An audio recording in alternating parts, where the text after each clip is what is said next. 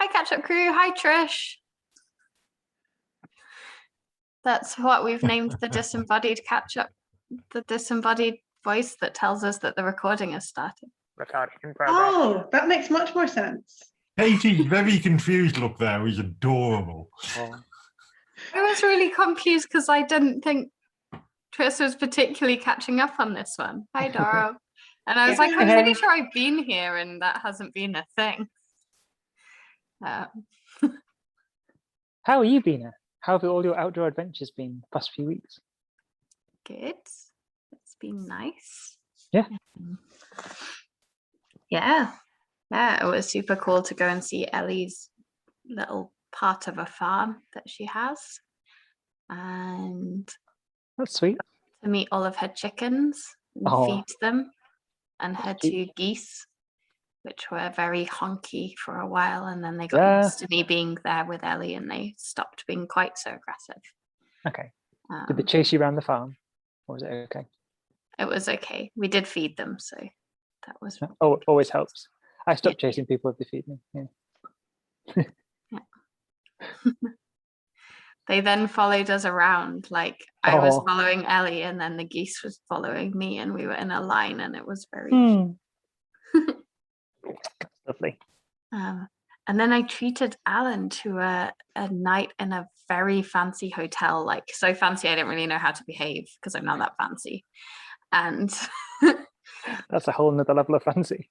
Yeah, like where you just leave your bags downstairs and then they carry them up the steps for you. And you're a bit like, are they actually gonna like bring our bags? Because that's a bit weird. But posh people know that that's the thing that's going to happen. Okay.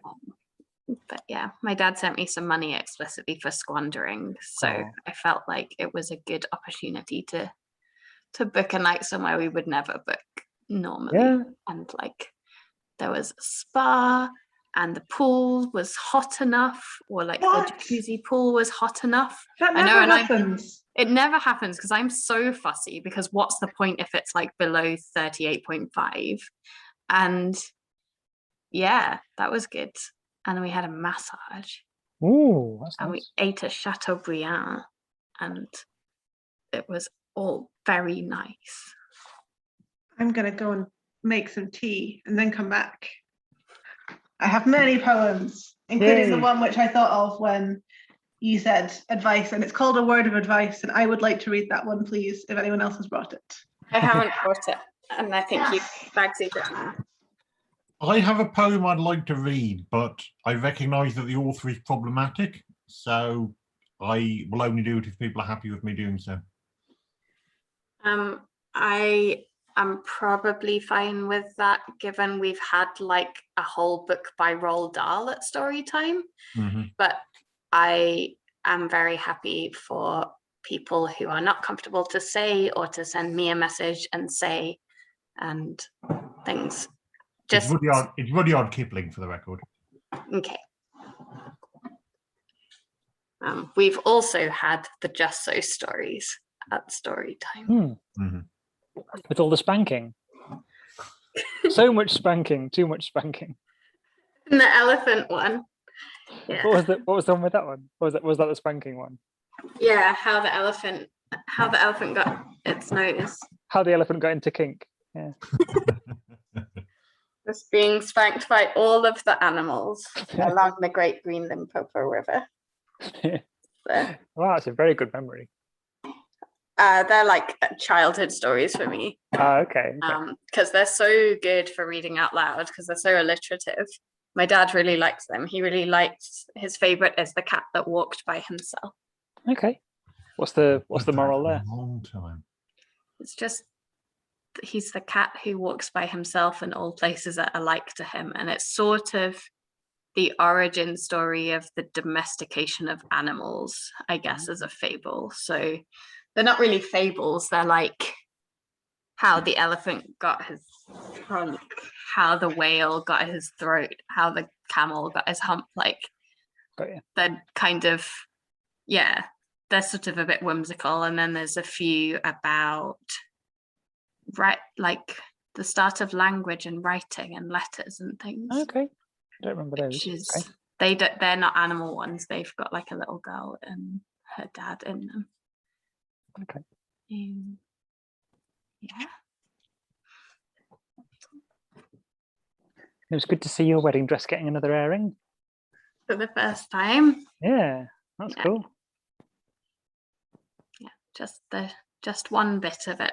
It was like you could do some. It's got four. There's 4 bits. Okay. I was going to say that you could wear in any combination. If you missed the blue bit out, though, it would be very risque going out for dinner. So, or but there's like a tulle skirt overlay and a tulle with flowers, beaded flowers top bit that's separate. So you could just do one of those bits and the blue bit, and then there's like petticoats to make it poofy. Oh, that's sweet. Have you watched any of the Olympics so far? Yeah, Alan's quite What have you into seen? watching the Olympics, and then I kind of get pulled into it, and Yeah. then I'm like, I feel like I've just been really emotional, like, you know, when it's the final and it's like a sport you're not remotely invested in, and you've never watched before, and you don't know anything about it, and you don't know any of the people, and then they're really emotional, and then I also cry. Oh, you get passive Yes, emotion. I know Oh. exactly what you mean. Oh. Oh. Did you watch any of the BMX? Yes. Yeah. BMX freestyle. So good. The freestyle was amazing. Because I used to love watching the X Games growing up as a kid, and there were some tricks which are like really good back then. They're just kind of baseline now that everyone, like kids, can do. Yeah, I mean that, like, the men's final was like phenomenal. Yeah, like physics defying. But like, yeah, kind of quad tail whips and things. I It's, like that insane. everyone was really excited as well about just like the women's sport, and like Yeah, everything getting a bit more like professionalized and more opportunities and things. yeah. So was it the BMX where the British woman who won had like been From working Manchester. as a chef 3 years ago? Totally, yeah. Like, so it's very That's cool phenomenal. that it's now a thing. Yeah. I also really enjoyed the total lack of media polish from the BMX athletes, because like the girl who won, oh no, You're back. back. I'm also recording locally, so any glitches I get where I lose all of you, the catch-up crew also get. Oh, okay. That's good to know. Okay. So, yeah, we'll You're see. just saying a lack of media prep. Oh yeah, I just think it's just really refreshing because they're really enthusiastic, and I also like how in the niche sports they always have a commentator who's basically just part of that scene and friends with everyone, and they are incapable of commentating the final because they're so busy cheering people on. And that was definitely what was happening in the BMX racing. They had like this. Yes. The woman who was commentating was definitely a BMXer who was friends with everyone who was racing. And then they had like a more experienced commentator who wasn't necessarily into BMX. And he was like commentating, and she was just like, come on, you can do it. And then he'd do some commentating. Totally unbiased. I love it. It totally happened in the snowboarding at the Winter Olympics as well. Internet connections. Because she said, I can't feel my legs. I can't feel my legs. It wasn't the Olympics, but did anybody see the long distance runner? The like, I don't know what, it was a long race, and there was a Kenyan guy who was winning it, and he misread the signs and stopped like a yard before the finish line. So the guy coming up behind him, who was, tens of seconds behind him, was yelling at him in Spanish to keep going and get over the line. The guy just didn't understand him, so he just grabbed him and shoved him over the line. Oh. Yeah. And people are like, but you gave up a gold medal. And it's like, I wouldn't have earned it. What the fuck? Yeah. Did he not say, like, what would my mum think? Yeah. What would my mum think if I won because I didn't tell someone that they were winning? Did you see the high jump? Yes. Double gold. Oh, It's What happened? just the best thing. Oh no, I missed it. What happened? Basically, they drew, and what's meant to happen, like they keep putting it higher and they keep jumping it till it gets to as high. Mhm. And then maybe did they both fail? Did they both? Yeah, they stopped at the same point. Mhm. And so then there was a lot of sort of what are they going to do discussion. And there was one guy who was like the world champ and the favorite already Mhm. from where was he from? Can't remember. And then They were friends. an Oh. Italian guy who was like not the favorite. And they were talking to an official, and the favorite was like, can we have two golds? And they like look at each other and they do this like kind of handshake, and then the Italian guy just jumps and like wraps his arms Oh. and legs around him, Oh. and then they both go off and do all of the celebrating, and it's just the best thing. Oh. You have to watch the footage if you haven't seen it. Because like normally they do like a sudden death where they both jump until one of them makes it and one of them doesn't. Okay. So this was a massive break with tradition. Oh, okay. Okay. It's so wholesome and good. Oh. Yeah. Oh, we should bang the poetry time gavel that I borrowed from Frankie and have some poetry time. Yay. So Duncan, you have something to read. Doro, are you wanting to read? Cool. Mike, things? Not No? really. I might find one, maybe. Okay. Katie, yes. Yes. Okay. I also have meringues to eat, so I apologize for being exceptionally inelegant. Meringue's a good thing. What kind of meringue? Brown sugar meringues with raspberries, nectarines, and mint. Oh my God, that sounds incredible. I made them for a dinner party yesterday, and there was some left over. That sounds so good. Okay. I'm going to kick us off with this very tiny poem that's the reason I chose this theme that you may have heard before, which is from Vanessa Kisule's A Recipe for Sorcery, and it's called Mantra. If it doesn't feel better after a wank and a biscuit, reassess.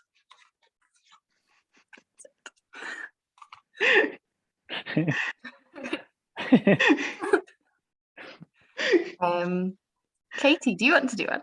I can do a longer one to kick us off if you want, but I just think that one is great. I will read A Word of Advice by, I don't even know who it's by. I will look it up. Libby Russell, which I might have read before. A word of advice. Stop falling in love with people you can write poems about. Stop tripping over yourself and drowning in metaphors and obsessing over similes like your silly white shirt is clouding your judgment. Resist those with whom you can be Radcliffean. Fall in love with no one in any way Byronic, or those who may resemble in any sense the rose. Do not fall in love with someone who could drive you down a highway at night and make it feel like you are flying, dizzy on the vitality and the necessity and the kissing and the kissing and the kissing. Minimize the way in which your love is Italian and ensure that it is in no way French. Just be a bit British about the whole thing. Avoid great passion. Keep your head. It cannot end in anything better than a rhyming couplet. Fall in love with someone who is prose at best. Someone you could write an article about, a conversational, informational blog. Someone fit for the BBC homepage on a Sunday, sticking to the facts with just a touch of emotion. Perhaps find someone with clammy palms so you won't mind letting go. Someone who has kissing down to a fine art, by which I mean a neatly framed watercolour. Firm pecs, you could call them sobering, lipless, polite, with just a touch of affection. Don't get used to kissing in Kandinsky colours. Find someone you can go grey with. hurdle the white picket fence and tumble through the window of a semi-detached onto the sofa next to the sensible choice. Someone you could take home to your mother, someone you can sit with woodenly with the cat and a cup of tea, and songs of praise providing the soundtrack to your domestic tedium. Calm down, grow up, come to terms with the fact that love like that just isn't for people like you. It belongs to other people sealed away between the pages of an anthology, think the nation's favourite love poems, stowed secretly, adulterously away in a nightstand. Life will be sufficient, and you'll get along just fine, because a tree grown in the dark can never miss the sun. Consider settling with someone that you could safely live without. But please, stop falling in love with people you could write poems about. Yay. Wow. Is this season like bad advice, or because don't do any of those things? I was gonna say thanks, I hate it. I know, right? Made you have feelings. It did, yeah. All like, no, don't do that. Dara, I could see you just being like, No, I'm not okay with that. I have another bad advice poem that is a little bit sad, but it's from Holly McNeish's slug, and it's called Things My Grandmothers Warned Me to Conceal. And then subtitle, For Your Own Sake, My Darling. Your legs, my love, they said, and your breasts, my love, they said, and your bra straps and your backbone and your tiptoes, they said, and your tongue, my love, they said, and your womb, my love, they said, and your footprints and your blood spills and your brain, my love, they said, and your arms, my love, they said, and your scars, my love, they said, and your screams and your daydreams and your learning and your longing and your lust and your hunger and your anger and your thirst, and your death, my love, and your life, my love, and your birth. Whoa, that is so good. Wow. You know, it's kind of brutal. But this collection is very good. It is really good. It's just oh my God, it's really good. I've got an antidote to that one by Vanessa Kasule if you want. Please. Is it in this one? It's called Take Up Space. Take up space. Don't wait for permission or approval. Let go of those ghostly question marks haunting the end of your sentences. Always the one laughing at the jokes. You can make them too. Not just about sex, diets, or tampons. You are not the wingtip tick on a quota list, fleeting footnote on final page, decorative nod to diversity. No fucking way. Take up space. In pink skirts or black Doc Martens, souls can dance unchecked beneath the fortress of burqas, baggy t-shirts, and ripped jeans.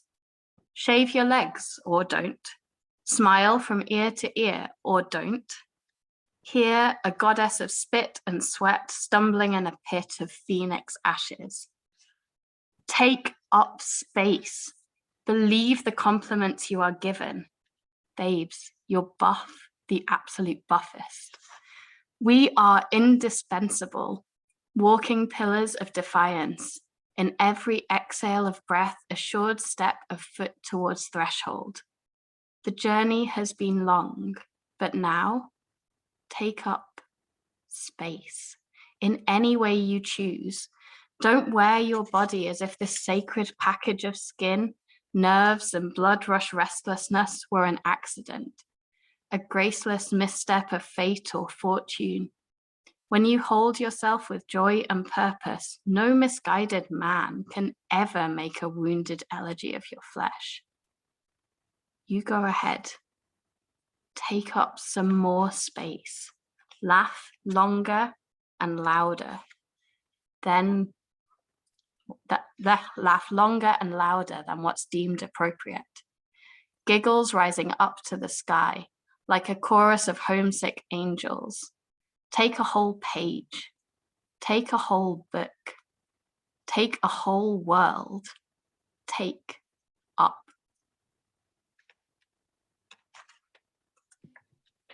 That's one of those Beautiful. poems. Really That's nice. really cool. Wow. Ah, nice. And then the next poem doesn't start. Fantastic. I've got one which followed on the one you read previously, actually.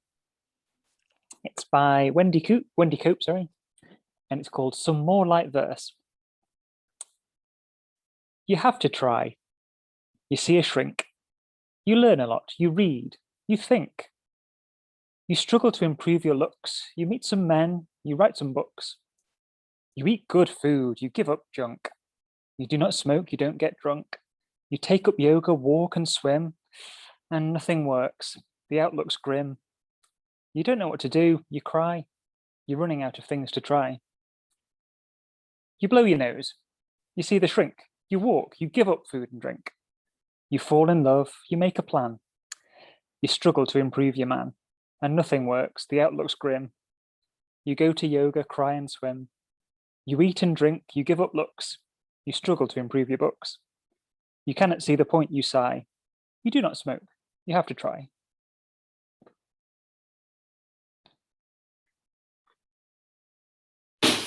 Very, very depressing.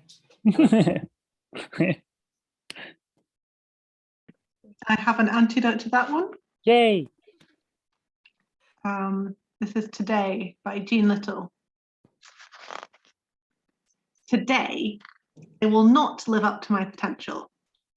Today, I will not relate well to my peer group. Today, I will not contribute in class. I will not volunteer one thing. Today, I will not strive to do better. Today, I will not achieve or adjust or grow enriched or get involved. I will not put my hand up even if the teacher is wrong and I can prove it. Today, I might eat the eraser off my pencil. I'll look at clouds. I'll be late. I don't think I'll wash. I need a rest. That's brilliant. I love it. Oh no, we've lost a Duncan. Oh no. Okay, we probably just lost his face. Hopefully he is still hiding in the internet. No, I don't think so, but maybe all he will participants. come back. Oh no, no Duncan.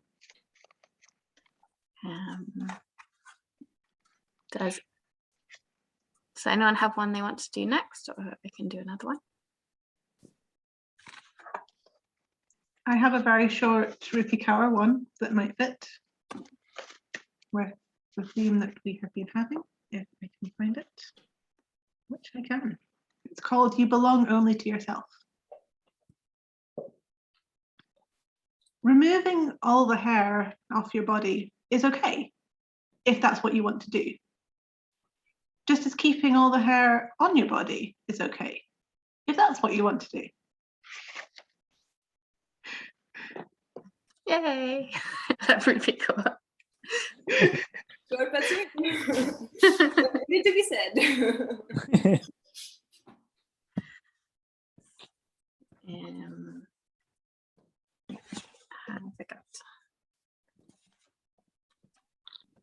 I've got another one from Slug that's not quite advice, but is a sort of about what you might regret and what you might not. So I think it fits. It's called Stamps. On that afternoon when I wrongly thought I would die, the empty bucket did not bother me. Tick, never climbed Machu Picchu. Tick, never gambled in Las Vegas. Tick. Never swam in tanks with dolphins. Tick. Never walked the wall of China. Tick. My Spanish is still shite. Did not cross my mind. That mind too full instead with, tick, friends not called for months. Tick. Hugs unraveled, much too rushed. Tick. Words we did not say. Tick. A gift I never gave to Mum. Tick. Reflections never lingered on. A postcard filled with soppy thoughts, crumpling in my bag to send when I remember to buy stamps. Sad.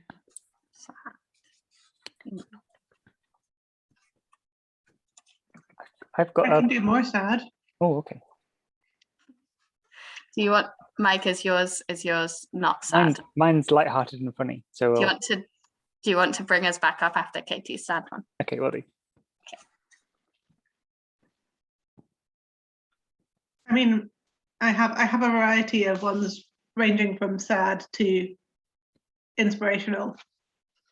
But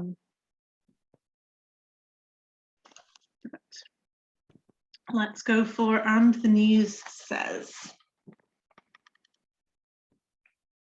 We all need to become islands after a lifetime of being told not to. If we love, we must love from a distance, the way grief has taught us to. So we find solace in digital arms instead, shining screens instead of shining faces, longer phone calls, fingers typing, I love you, I miss you, I need you.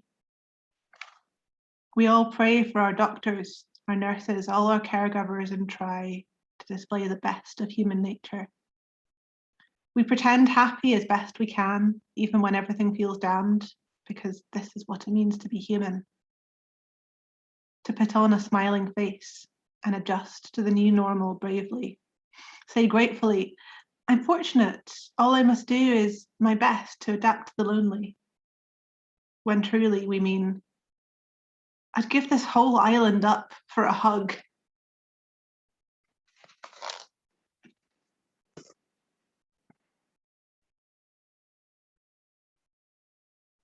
Sad.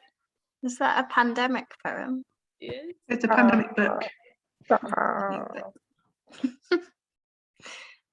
I, Mike, very much appreciate that you sort of started this thing in the Storytime group, because it does feel way nicer than the pretend air hug thing. That feels rubbish. That That's does so feel nice. rubbish, but this actually is quite nice, and I always associate it with you.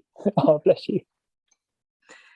Do you want to give us a nice poem, I which can is do. also a form of Mike hug? Bless you. So this is, I guess, the other end of the scale. It's instructional rather than advice. I'm not sure whether Katie's read it in a previous week, so it might be a duplicate, but we'll have a go anyway. Okay. Please read the instructions carefully. It's called, by Brian Bilston. Oh, cool. Okay, great. The operation is much easier to complete when performed by two people. Check for compatibility before commencement. Do not attempt when under the influence of alcohol. All components must be well lubricated, see enclosed booklet. Batteries are not included. Ensure measures are in place to minimize the risk of accident. It is recommended to always wear protective gear. Insert screw rod A into opening B until flush with the body as indicated in diagram C. Note, the exterior may differ depending on the model. Lower your hips to the starting position and repeat for the desired number of repetitions. Prioritize a straight line from the knees. For other permutations, including adjustment to the fully extendable position, please see pages 12 to 16. If you feel symptoms such as tingling, numbness, burning, or stiffness, stop and rest for several hours before resuming. Remember to take a 10 to 15-minute break every hour, even if you don't think you need it. Your driving reaction time may be affected. Upon completion, wipe away any liquids which may have appeared with a soft, damp cloth. Do not use an abrasive cleaner. You should repeat as necessary until symptoms subside or your doctor instructs you otherwise. Please store these instructions in a safe place. You may need them for future reference.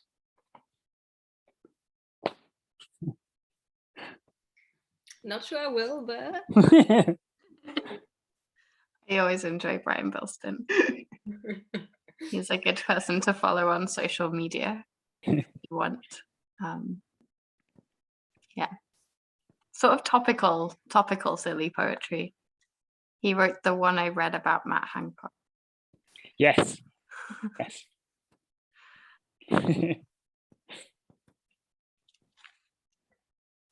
I could take us in a slightly different direction with a Marge Piercy one that includes advice.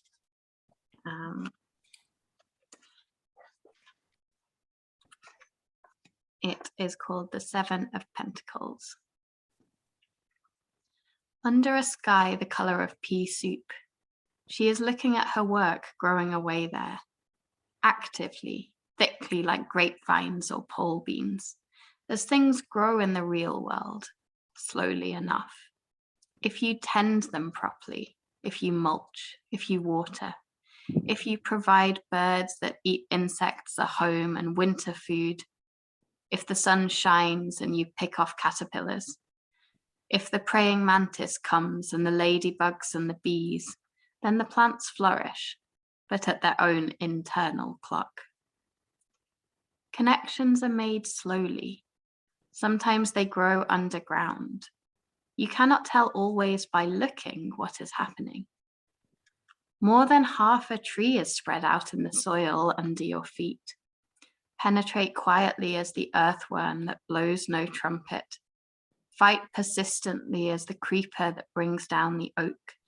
Spread like the squash plant that overruns the garden. Gnaw in the dark and use the sun to make sugar. Weave real connections. Create real nodes. Build real homes. Live a life you can endure. Make love that is loving. Keep tangling and interweaving and taking more in. A thicket and bramble wilderness to the outside, but to us, interconnected with rabbit runs and burrows and lairs. Live as if you liked yourself, and it might happen. Reach out, keep reaching out, keep bringing in. This is how we are going to live for a long time. Not always, for every gardener knows that after the digging, after the planting, after the long season of tending and growth, the harvest comes.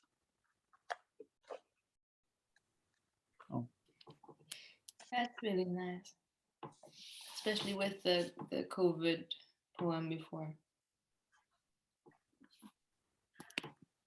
I mean, this collection you could just read from front to back and not be disappointed with anything. It's so good. If anyone wants advice on a particular topic, I have some poetry pharmacies. Oh, you have specific advice books. Oh, yes. Which I have not read and simply bought because people were quoting them on Poetry Time so often. Okay. Do you want to do one from one of those collections? Sure, what do you want advice about? What do you want advice about, Alan? Winning the Olympics. Sports. Sports. Let me have a look. While I'm having a look, I have a question for you as humans in general. Yep. So I was having a conversation with Nick the other day about best people at weddings.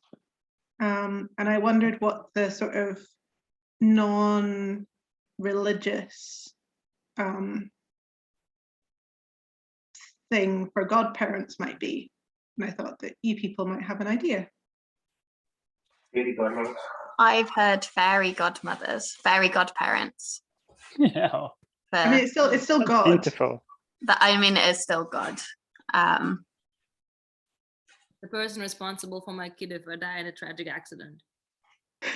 Bit of a long title is more of a working title, but Yeah. Protectors of the realm. like that. I don't think he does sport. Sorry, Alan. That's okay. Advice with cooking. Is that a thing that's in there?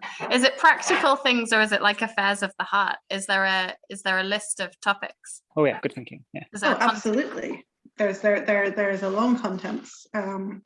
So anxiety, compulsive behavior, depression, psychological scarring, old age, glumness, purposelessness, need for reassurance, hopelessness, unreality, emotional baggage, convalescence, loneliness, inertia when alone, stagnation, lack of courage, defeatism, dissatisfaction with life, lethargy, worthlessness, loss of zest, failure to live in the moment, need for moral guidance, insecurity, self-recrimination, making mistakes, guilt at not living in the moment, emotional repression. It goes on and on. Reassuring. Wow, we were much Reassurance. too light-hearted for that list of content. Yeah. Sounds like my doctor's notes or something. You want some reassurance? Yeah.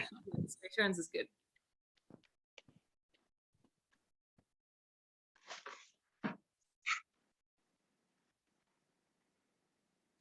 How should I not be glad to contemplate the clouds clearing behind the dormer window and a high tide reflected on the ceiling? There will be dying, but there is no need to go into that.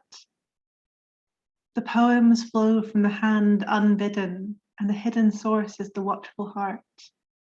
The sun rises in spite of everything, and the far cities are beautiful and bright. I lie here in a riot of sunlight, watching the day break and the clouds flying. Everything is going to be all right. Yay, I always love that one. Yay. I That's was hoping that's how it'd end.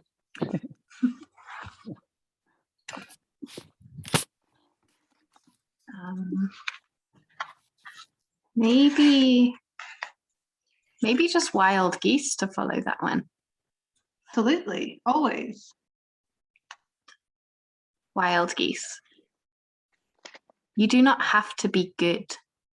You do not have to walk on your knees for 100 miles through the desert repenting.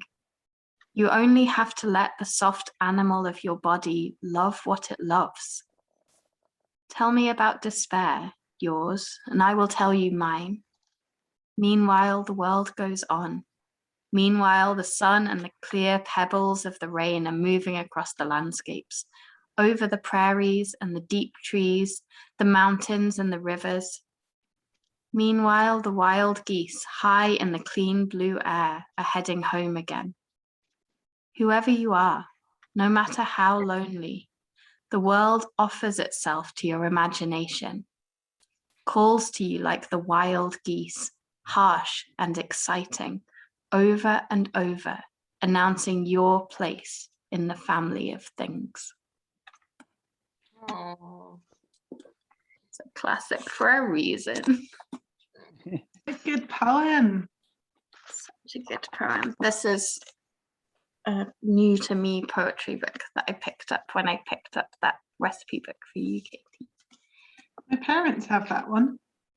This one. I was sold on it because it has the two hug poems right next to each other in the first section. That Tom Gunn one Oh, that's about good. hugging in bed after a party, that's delightful. And then the Tess Gallagher one, which is about hugging your friend and then a stranger asking for a hug and then it being a really nice hug. Yeah. I have some really good advice from everyone by Di Slaney, from Di Slaney.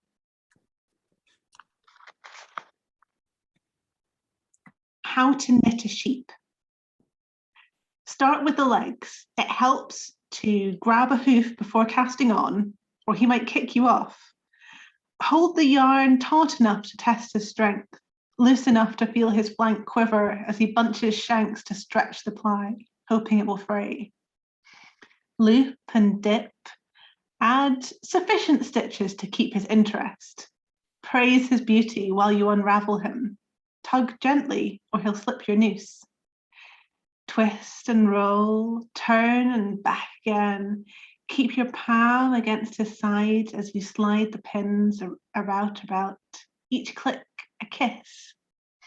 Each gartered pearl a sweet low riff to make him give it all. Slough that fleece in one soft piece to flow from fingertips to floor. Scoop it up and sniff warm oil rising through his staple, the crop he gives up now with grace. Keep your face pressed to his curls. Breathe the heat and wax of him behind his ears as hands move faster as you near the end, his chest bare and cold, your feet hot under so much weight. Tie the ends off tight before you let him go. Your nose to his, and thanks only Eskimos understand. Yay. Pretty cute. That's very cute. Knitting sheep.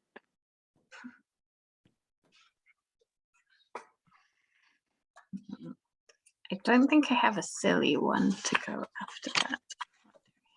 Mike? Hmm? No. I'm just looking for another one. I'm sure. I could just do quite a simple one, which is by Jackie Kay from this 10 Poems of Kindness collection. It's called Kinder. Choose to be kind, friends. Choose to be kind. Not duplicitous, not two-faced, not passive-aggressive, not dishonest, not spiteful, not cowardly anonymous. Have good grace. Bring out the best. Don't stress. When faced with a choice, choose kindness. Choose to be kind, friends. Choose to be kind. Being kind is generous, offers dividends. The opposite of kindness leaves a bad taste. Regret is sour, wolfs the years is a waste. Things you wish you'd not done or said, madness. When faced with a choice, friends, choose kindness. Choose to be kind, friends. Choose to be kind. Not violent, not bullying, not out for revenge. Don't nurse a grievance or gang up with mates, your wish to impress or lie about your motives for causing such total distress. When faced with a choice, chums, choose kindness. Choose to be kind, pals. Choose to be kind. Don't exclude, don't send people to Coventry.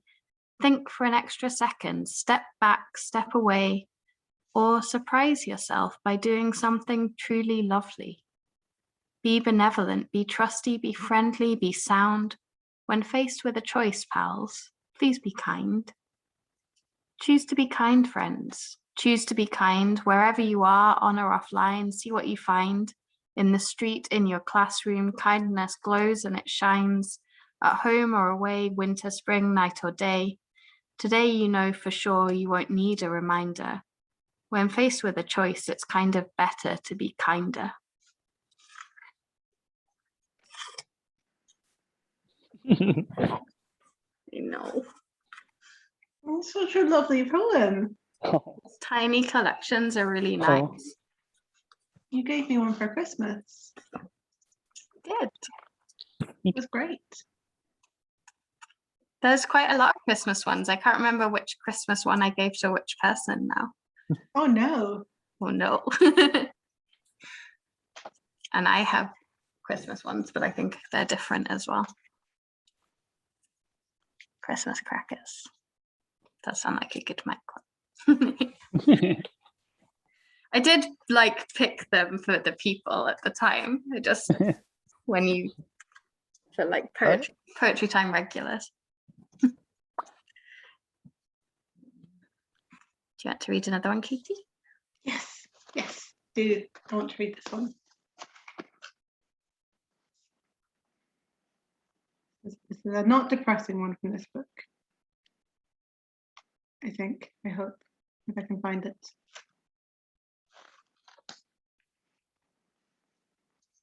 How to be strong. There are no rules. You are already strong.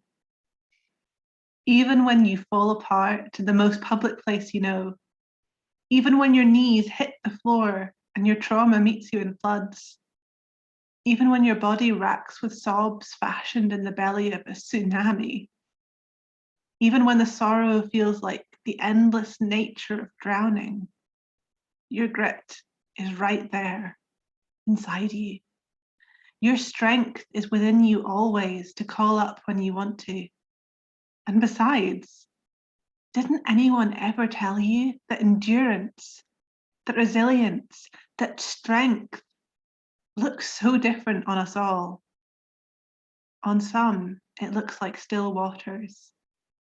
And on others, it looks like a dam bursting as the water falls.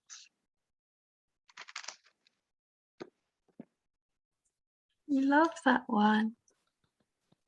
Unfortunately, my brain is now going, breach the dam, release the river. Which is totally not what she was talking about. I love that how it looks different for everyone. So good. Such a good message. I have one by Agnes Torok, whose name I'm pretty sure I always mispronounce because I don't know how to pronounce umlaut when they're on the top of the letter O. So. But it is called Hope. Revolt in your daily life by finding joy against all odds, by refusing to value yourself the way the market does, by being kind to people, even when it gives you nothing except your humanity. Revolt by cooking, by eating, by sleeping, by fucking, by loving, by friending, by attending. Revolt by speaking out, by knowing when to shut up, by listening, by being attentive, by learning how to stand in solidarity with others, how to sing songs because others need the silence filled, how to quiet down because others need the space to speak. Revolt by making, by co-creating, by overthrowing the myth of the individual, by being part of something greater, by becoming bigger than the sum of your parts, by caring for others. Revolt by planting, by nurturing, by believing that no matter how bleak things look, there will again come a spring. And when it does, you will be there to meet it, face facing the sun. Revolt by recognizing that hope is our most precious resource, that when it runs out, everything else feels empty, that there are political projects based on us being so worried about the immediate present that we never lift our gaze and think about where we want to be heading together. To resist means to be able to step back and think about the bigger picture. To resist, we must sustain hope.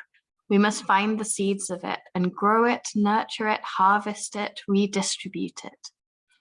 Revolt by recognizing that some days we will fail to be the kinds of revolutionaries we would like to be, and that's okay.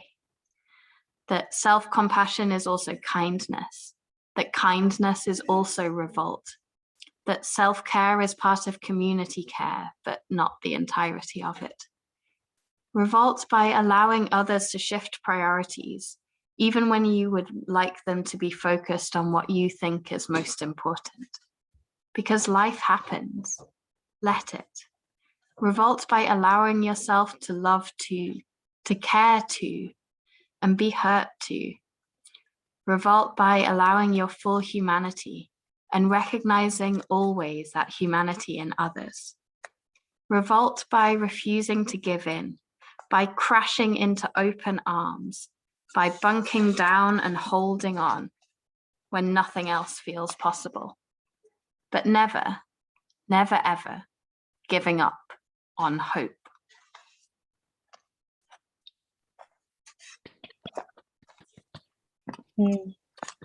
Which I love, but I think is my second favorite poem by her about hope. What's your first favorite one about hope? Hope is a renewable resource. Okay. Which I think I've read before. Ah. when you said you were struggling to pronounce the name, it just made me think of a TV show where one of the characters, do you remember the artist Kesha, the musician? Whenever they referred to this, he always said Ke $ha. So you should do Agnes Tor umlaut to. It's two. Oh There's goodness. two of them. Oh, double umlaut. Wow. Oh, sorry. It's a bit noisy in here. That's right. Katie, do you want to read one? You are muted, my darling. Would you like some more Nikita Gill or some more random advice? Or potentially one of these? Let me see what I got in here. I don't mind. I'm happy for more advice. I've read you the warning label on poems, haven't I? I think so, but I would have it again. I remember liking it a lot. This is by Elma Mitchell. This poem is dangerous. It should not be left within the reach of children or even of adults who might swallow it whole with possibly undesirable side effects. If you come across an unattended, unidentified poem in a public place, do not attempt to tackle it yourself. Send it, preferably in a sealed container, to the nearest centre of learning, where it will be rendered harmless by experts. Even the simplest poem may destroy your immunity to human emotions. All poems must carry a government warning. Words can seriously affect your heart. Oh, That's beautiful. that's really cute. It's really cute. Have you not heard that one before, Mike? I did. Well, I might have done, but it's still cute. I like it. It would have been quite recently because I only got this book quite recently. Okay.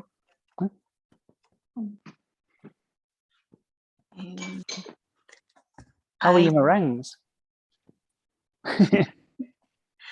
Would you like another Marge Piercy or another Vanessa Kisuke? I'll go for Marge Piercy one. This one sort of, it's got lots that are a recipe for something, so that they all sort of fit. What have I got here? I love how bouncy Katie's hair is today.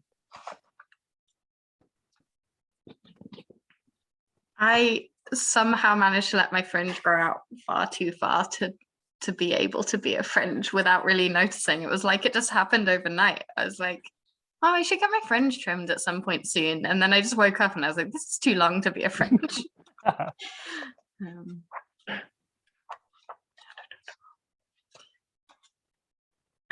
We've definitely had this one before. I think it's from the same original collection that was based on the tarot that the last one I read was from. And it's called The Three of Cups. A poem is a dancing. It goes out of a mouth to your ears, and for some moments aligns us, so we wheel and turn together. The blackbirds dance over the marsh as they drive off the hawk. The marsh hawks hunt in spirals, paired, crying. The bees dance where the pollen is to be gathered and dance their fierce mating. When I dance, I forget myself. I am danced. Music fills me to overflowing and the power moves up from my feet to my fingers, making leaves as sap does. My dance is of you.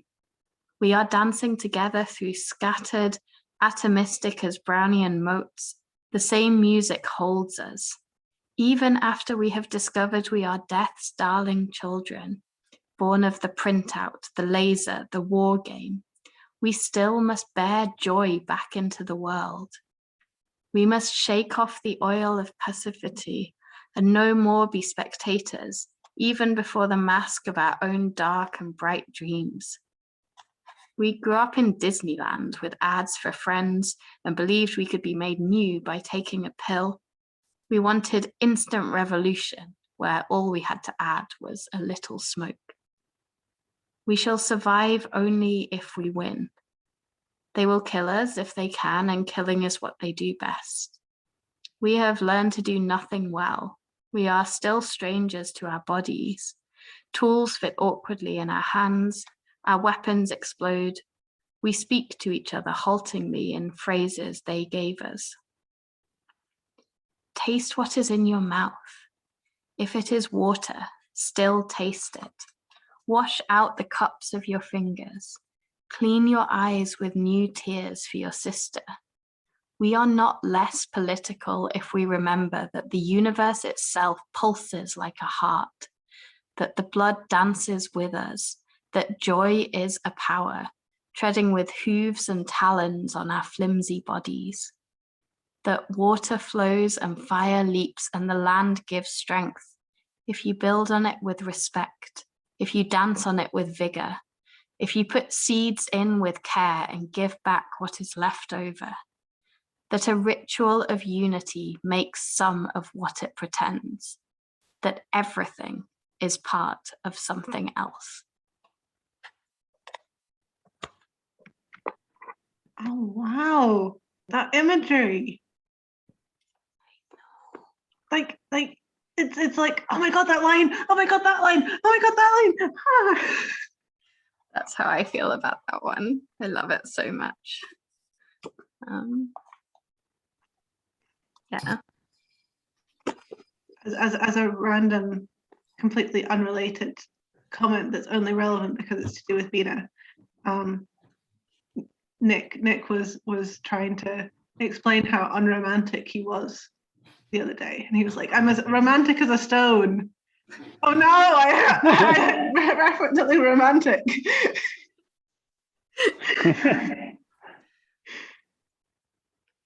That is a very romantic thing to be, if you've read the poem. Oh. Ah, I love that poem so much. We get any Liz Berry today, or does she not give advice? Not really any advicey ones, but I can read you a Liz Berry afterwards as a bonus if you want. Please. Katie, do you want to? Sure.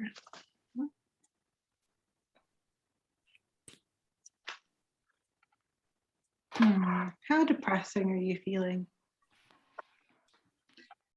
Small, medium, or large? Small, we're coming to an end. Pardon? More like small because we're coming to an end soon.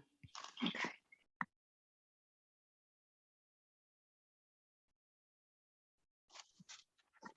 The masterpiece.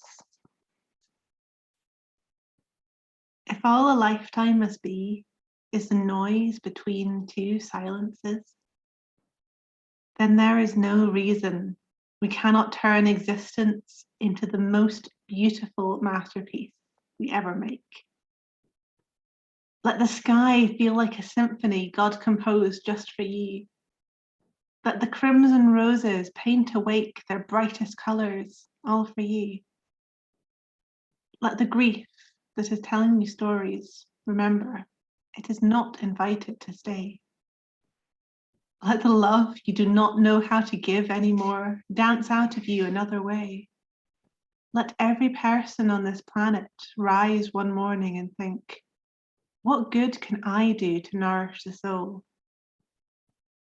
Let there be joy when we commemorate the end of all things. Let there be songs as we see the endings that are only beginnings.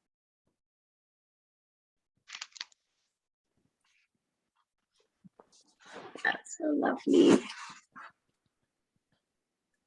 That's sufficiently not depressing, Doro?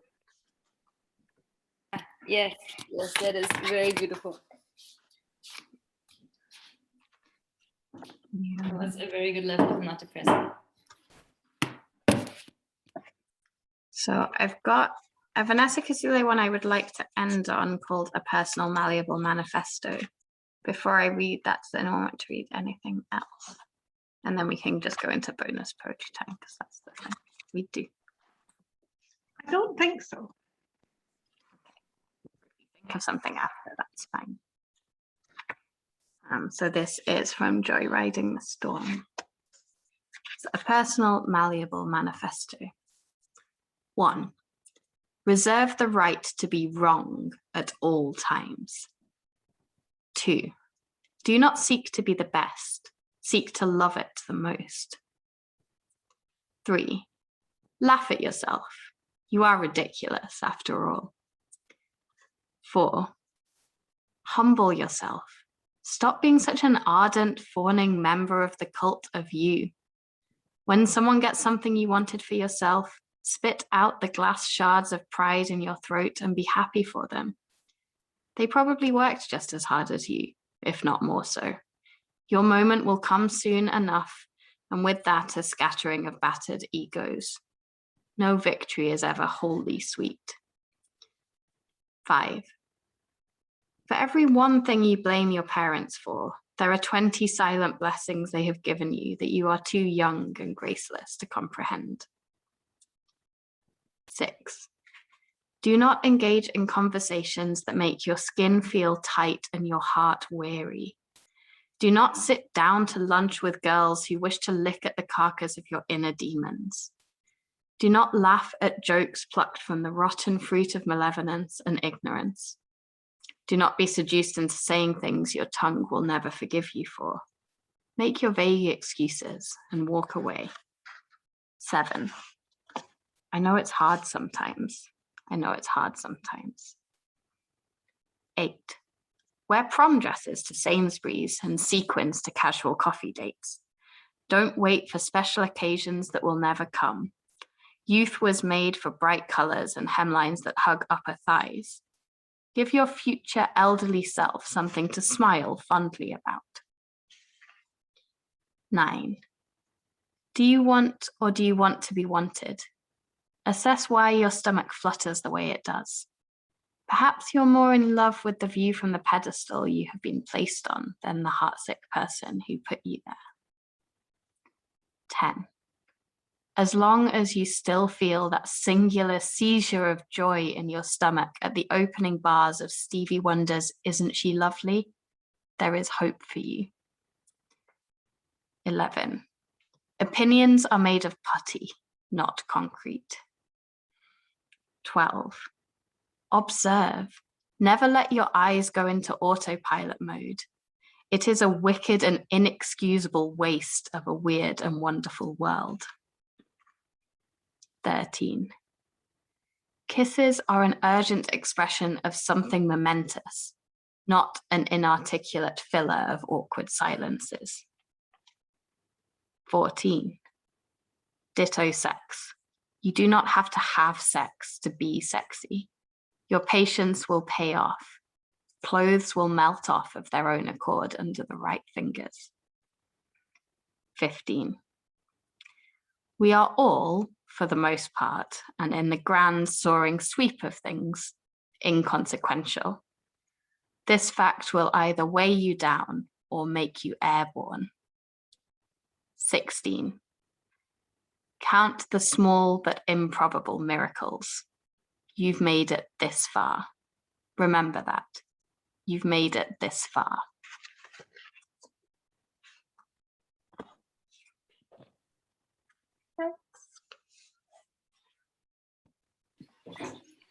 That's an excellent list. I want to hang that up somewhere. Yeah, That's really good. strong recommend. Who is for- that? Joyriding the Storm.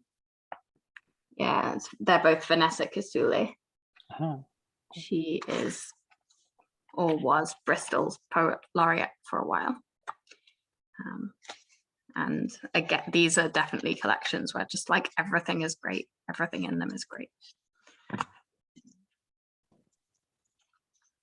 Ooh, that is like official poetry time on theme come to an end. But if you want to read more poems, keep hanging out, give you a bonus Liz Berry.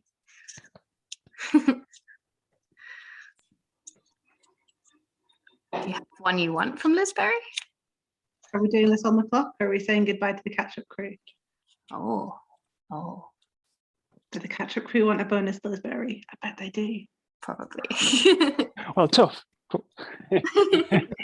That's how I feel about catching up on the books with Gordon notes, because that is the end. It's like, Gordon, have you got notes? Yes, but we're still recording. Okay, we'll say goodbye to the catch-up crew. And even though most of the time I was there for the original notes, I still feel like I feel a bit excluded. Oh. I'm gonna head off. I was already tired when we started, but I made it this far. Oh, thank you so much for coming. Thank you very Lovely much. to see you, and see you tomorrow. Yes, you will. Tomorrow, I will the be there fixing- live. Oh, you caught up with the cliffhanger. The cliffhanger. Always with the cliffhangers. Isn't it nice? Because after like a day, I forget about it, and then it's a fun surprise. Kind of on Tuesday, it's like, oh my god, the book is continuing. Anyway. Right. All right. Have a good night. I'll see you tomorrow. Bye.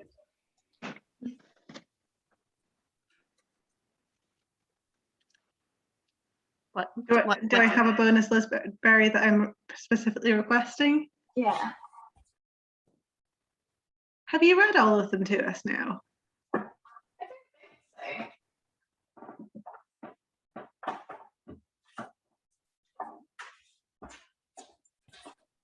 don't think I have read all of them. Can we have a new one?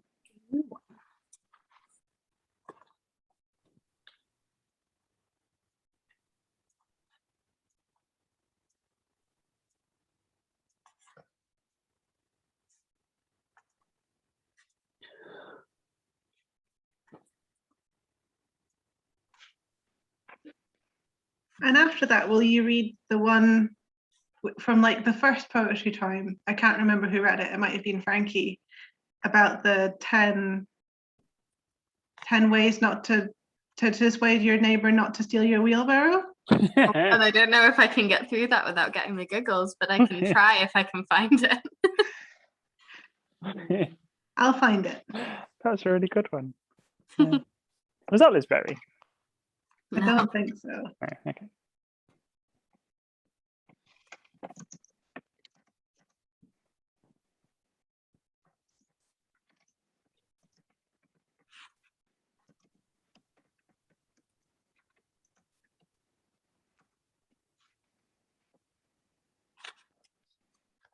I think there's a few in here I haven't read before.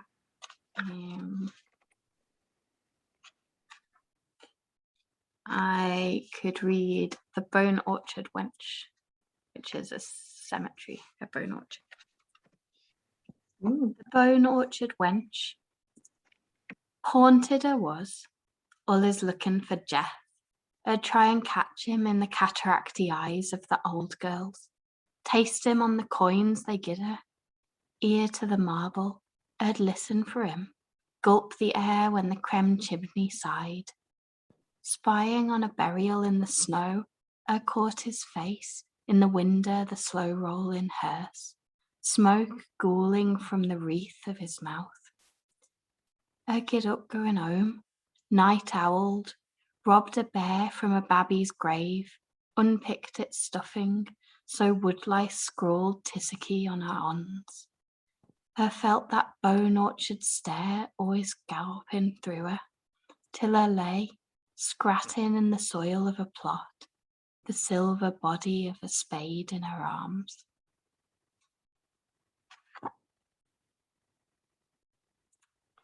That has not been on theme. Point. I really like so woodlice scrawled Tissacky on her hands.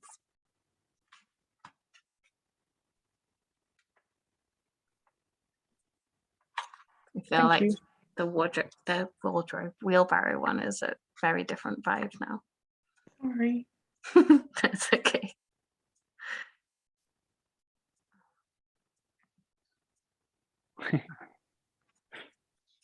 Just loading. Okay. 10 ways to avoid lending your wheelbarrow to anybody. 1. Patriotic. May I borrow your wheelbarrow? I didn't lay my life down in World War II so that you could borrow my wheelbarrow. 2. Snobbish. May I borrow your wheelbarrow? Unfortunately, Lord Goodman is using it. 3. Overweening. May I borrow your wheelbarrow?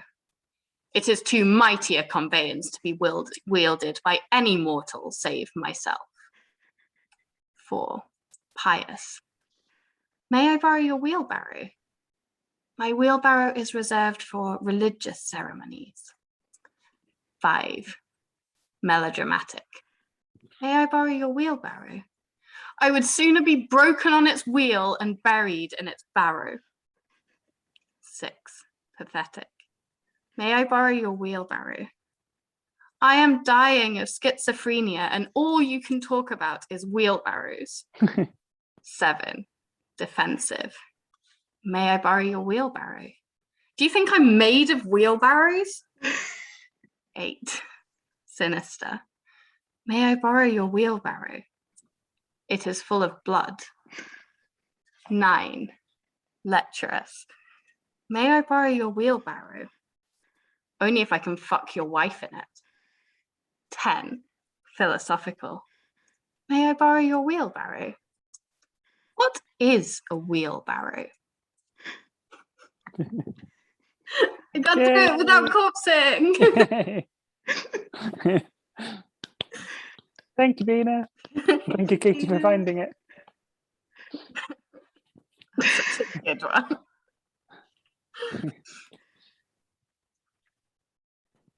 Oh, and now my face hurts from all the smiling, which is definitely where you want to be after poetry time. Yeah. Good. Have you had the catch-up crew discussion about how Felicity seemed to be sensible in A Gentleman's Guide to Vice and Virtue, and now she's just like completely not sensible in any way? No, I don't think so. Like in an after chat. No. I don't know. Was she particularly? I suppose she was sensible in comparison to Monty. Yeah, she just seems to have like a Monty-esque blurt out all the things that you shouldn't say and keep to yourself all the things which you know you should say, but you're just not saying. That's true. They did have an unloving father. Maybe they have not learnt good communication in the upper classes. Yeah. You're not on the story, are you, Mike? No. It's very entertaining. Would recommend at least being in Okay. the catch-up crew. Okay. It's a good light-hearted romp. Okay. And actually, if you wanted to just drop in, like, the summary wouldn't be too, it's not like an overly complex story. Yeah, things happen one after the other. Unlike Yeah. in many of the books which we've read, where things happen before and after and in between, and you don't really know who anyone is. Yeah, like it's not like a murder mystery where you're going to be missing clues or like it's definitely, yeah, you're right, Katie. It's kind of chronological in where you're up to, so that's good fun. I'm glad you're enjoying it. That's fab. It's nice to have a serialization again, because although Bracken is as bad as as Frankie for like cliffhangers, they've just gone through the whole book and just found all the cliffhangers. Oh, they've been noticed. And they're so joyful about it. They do this thing where they're like, there was a noise down the corridor.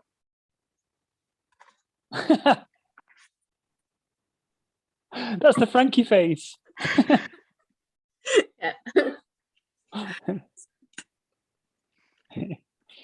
I'm listening to Chocolat, and it's astounding how much Frankie has improved in her reading. Okay. I thought that listening show, and it wasn't because Frankie was amazing reading Chocolat, Yeah. but it's definitely, she did get more confidence, and I think it's almost like even by the Night Circus, like she's just dramatically, it's like another step up from Chocolat. And I think as Chocolat goes on as well, just even from like just getting into the stride maybe and things. The Night Circus has more scope for different accents as well. Yeah, that's true. I just got to the end of Monstrous Regiment again. It was fun. And in the after chat, I get compared to Carrot and Granny Weatherwax, which is a hell of a power combination. So I'd forgotten about that. Yeah, that's cool. I'll take it.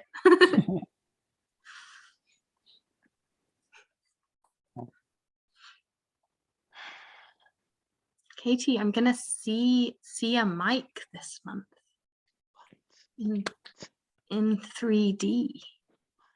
How? Where? When? I am taking a little trip to go down to Bristol and see people, but I'm gonna see Mike on the way back up. And I get my second vaccination tomorrow, so I will be like pretty much, by the time I think I'm staying with you on the way back, aren't I? So yeah. It'll have been like more than 2 weeks by that point. I think it's almost 2 weeks when I go down. And I've booked the 19th and 20th off so we can do things depending on how up to things you are. And also I need to tidy the flat, so that'll be what we're doing on the morning. Yeah, I'll need to get back up here at sort of a reasonable time because Alan's then got his triathlon, and okay, yeah. so we're then going somewhere the day after, but then from there Alan's then got a week off and we've got an Airbnb. So it's suddenly like I think I've got 2 weeks off work and I'm gonna be fucking exhausted because I will have done so much stuff in the like more than I've done in the last year and a half in 2 weeks. But it was just the way to make the most of having a bit of extra leave and being able to see people. Well, outdoors is still a thing. I'm gonna see Frankie and Zach, so it's all very exciting. Take lots of lap flow tests the whole time in between all of the things, but I think it won't actually end up being that many like households because there's not big group hangouts or anything still. So the outdoor things. And I think I'm gonna get to meet up with Ben, who has been helping me with my handstands. And that's Nice. then we've been talking more and made friends through Storytime. So that's exciting because that'll be like a new 3D person. Yeah. Is that Ben? I don't know how you say his surname. Is it Mitchell or something? I don't know how you say his surname either. I mostly don't know what anyone's surnames are. So I feel like when you meet people at dancing and things, like you end up knowing, you feel like you know people really well, and then you're like, actually, I've got no idea what your surname is or what you do for a job or what your living situation is or like anything. Or how tall you are. Well, that's on Zoom, right? I forgot Malcolm was so tall. Malcolm always been that tall. Oh, I had a Malcolm visit. When was that? That was a couple of weeks ago. It was great. So he was on his way down to Bristol. So we stayed the night. It was lovely. Yay. We played table football and had cups of tea and chats. It was really nice. Yeah. We definitely need to work to bring Bristol further north. I know. It's like a bit of a pain that it's so far away. But it is an efficient place to go to see like a concentrated group of good humans in the same space, in the same trip. Yeah. So are you driving down or training, or what's the plan? I am driving because the train was over £200. Oh, ouch. And my car is like just over 30 for a full tank, and I'll probably only use 3. So yeah, It's a That's bit. crazy how much it was in train. I know. Plus, I'm older than when the pandemic started, so my rail card ran out just like at Oh. the start of the pandemic, and then I'm about to turn 32, so I am out of the third off rail thing by some margin now, and that makes a huge difference actually to the affordability of the train, I think. So yeah, because it would be like 70 quid off basically, Yeah, it's a lot, isn't it? which is a lot. And actually at that point, the